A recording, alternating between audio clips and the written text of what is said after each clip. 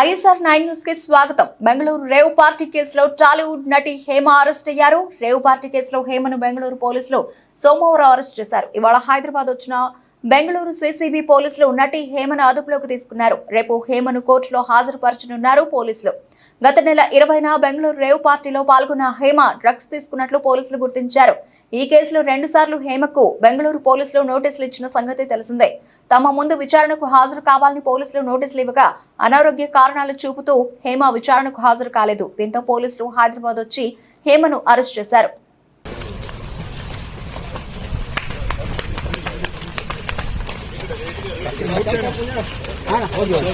ಮುಖ ಕಿಡ್ಬೇಡಿ ಬಿಂದೆ ಬನ್ರಿ ಇಲ್ಲೇ ನಿಂತ್ಕೊಳ್ಳಿ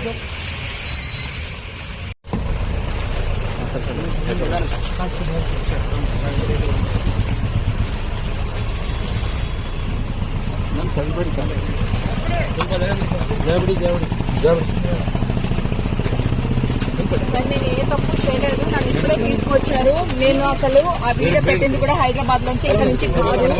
ఓకే, వాళ్ళు చూడండి ఎలా తీసుకెళ్తున్నారు.